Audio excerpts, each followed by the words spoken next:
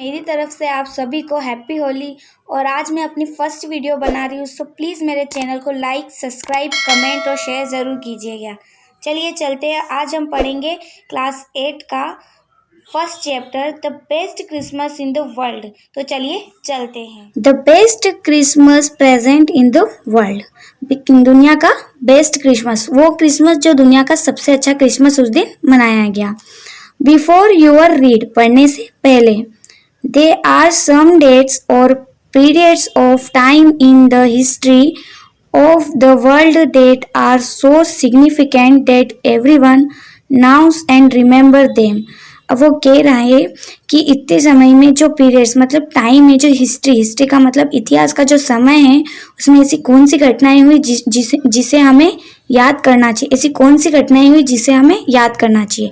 The story you will read mention one such date and event, a war between the British and the Germans in the 1914। ये उस time की बात है जब war, यानी war का मतलब फर्स्ट वॉर, फर्स्ट विश्व युद्ध हुआ था, जब की बात है जब जो किसके बीच में हुआ था, ब्रिटिश और जर्मन के बीच में 1914 में। Can you gas which war it is, क्या आप गैस कर सकते हो कि क्या आप गेस कर सकते हो कि वो जो हुआ था वॉर, विश्व युद्ध, वो किस लिए हुआ था। अब हम आगे पढ़ते हैं। इसका फर्स्ट पार्ट है, I stopped it in a junk shop in Bridport, a role top desk.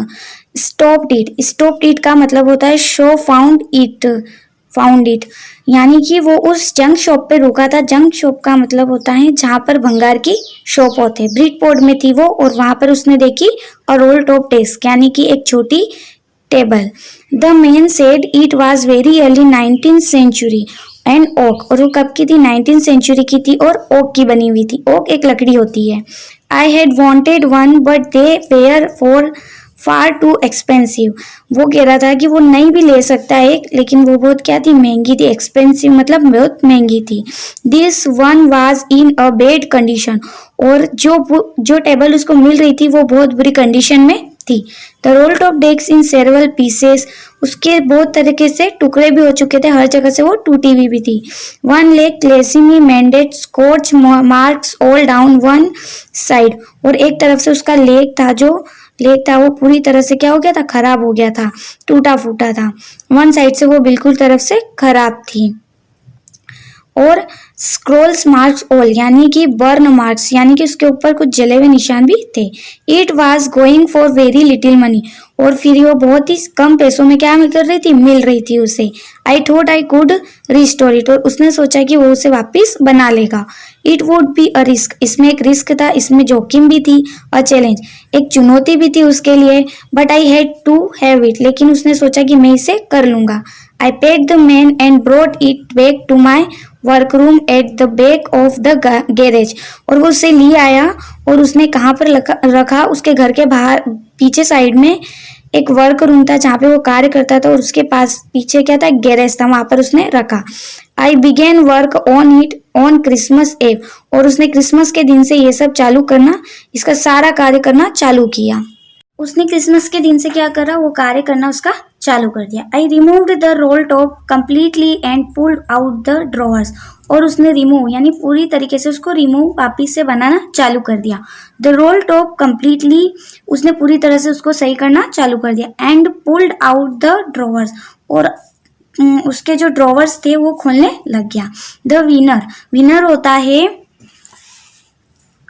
a thin layer of plastic or decorative wood on फ्रिचियंट of cheap wood, और वो चिकनी तरह की वुड होती है, उसको बोलते हैं winner. The winner had lifted almost everyone, और उसकी जो विनर की लकड़ी थी, जो सलमाइन की लकड़ी थी, वो पूरी तरह से क्या हो चुकी थी, खराब हो चुकी थी। It like water damage to me, और वो किससे, वाटर से डैमेज हो गई थी। Both fire and water had clearly taken their toll on this desk, और वो पूरी तरह से आग और पानी से पूरी तरह से क्लियरली मतलब पूरी तरह से वो क्या हो गई थी, खराब हो चुकी थी। The last drawer was stuck fast, और वो लास्ट ड्रॉवर था वो कुछ ज्यादा ही टाइट हो गया था। I tried all I could to ease it out gently, I tried taken their toll on, इसका मतलब होता है डैमेज। वो पूरी तरह से क्या हो गई थी, डैमेज हो गई थी पूरी तरह से। तो वो सोच रहा था कि मैं उसे धीरे से निकाल लूंगा। In this end I used broad force, लेकिन आखिरी में उसको क्या करना पड़ा, बहुत ही ज्यादा जोर से उसको खींचना पड़ा। I struck it sharply with the side of my fist and the drawer flew open to reveal a solo space underneath a secret drawer. और उसने क्या करा, उसको स्ट्रक मतलब जोर से खींचा, शार्पली अपनी जितनी ताकत थी उस पर लगा दी। और जैसे उसने खींचा वो ड्रॉवर ओपन हुआ और दूर जाकर कहीं गिर गया एक कोने में। और उससे सीक्रेट ड्रॉवर, और वो क्या था, सीक्रेट ड्रॉवर था। There was something in there, और उसे लगा कि उसके अंदर कुछ है।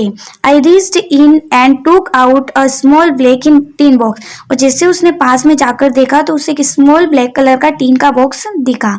सेलो taped to the top of it was a piece of line note paper, और उससे उसके ऊपर नोट पेपर मिला जिसके ऊपर क्या लगी थी, सेलो टेप लगी हुई थी। And return on it in shaky hand writing, यानी कि हिलते हुए हाथ से लिखी हुई, हिलते हुए हाथ से उस पर क्या हुआ था, कुछ लिखा हुआ था। जिम्स लास्ट लेटर रिसीव्ड जनवरी 25, 1915, और वो लेटर किसका था, जिम का था, और रिसीव्ड कब किया गया था, लास्ट मतलब 25 जनवरी 1915 में। To be braided with me when the times comes, और उसमें लिखा हुआ था कि ये मेरा आखिरी पत्र है। I knew as I did it that it was wrong of me to open the box. फिर वो पोएट है, वो बोलता है कि किसी का भी बिना पूछे चीज लेना या किसी की भी चीजें खोलना वो गलत बात होती है। तो मैं बिना पूछे उसका बक्सा जो है वो खोल रहा हूँ, तो ये गलत बात है। But curiosity got the better of my scruples, और क्यूरियोसिटी का मतलब होता है जिज्ञासा, लेकिन लेखक की जो जिज्ञासा थी उसे वो बॉक्स खोलने के लिए नहीं खोल पाई। माई स्क्रिपल्स मतलब स्क्रेपल्स मतलब होता है feeling that made you hesitate to do something wrong, यानी कि किसी की भी वस्तु को बिना पूछे खोलना गलत बात है, लेकिन उसकी जो जिज्ञासा थी वो उसे रोक नहीं पाई, उसकी क्यूरियोसिटी उसे रोक नहीं पाई वो बक्सा खोलने से। इट यूजुअली डज, और उसने वो बक्सा खोल दिया। Inside the box there was an envelope, और उस बॉक्स के अंदर क्या था, एक एनवलप, एक लिफाफा था। The address read Mr Jim Macpherson 12 Copper Beeches Bridport, और वो कहाँ का, उस पर एक एड्रेस लिखा हुआ था और कहाँ का था, मिस्टर जिम मैकपर्सन का था। Inside the box there was an envelope, और उसमें से क्या निकला, एक छोटा सा लिफाफा निकला। The address read Mr Jim Macpherson, और वो किसका था, मिस्टर जिम मैकपर्सन का था। 12 कॉपर बेंचेस ब्रिडपोर्ट, और कहाँ का था, वो ब्रिडपोर्ट का था। Dorset I look out the letter and unfold it, और उसने वो लेटर खोला और उसको अनफोल्ड किया। It was written in pencil and dated at the top December 26, 1914, वो लास्ट लेटर था, उसके ऊपर पेंसिल से लिखा हुआ था, एक डेट लिखी हुई थी ऊपर टॉप पे, क्या लिखा था, December 26, 1914। ये जो लेटर है तब लिखा गया था, और उससे कब मिला गया था, 25 जनवरी 1915 को वो लेटर मिला था। गाइस मेरी वीडियो देखने के लिए, अब हम अगली वीडियो में इसका सेकेंड पार्ट पढ़ेंगे। Thank you so much. आज होली है तो हैप्पी होली आप सभी को।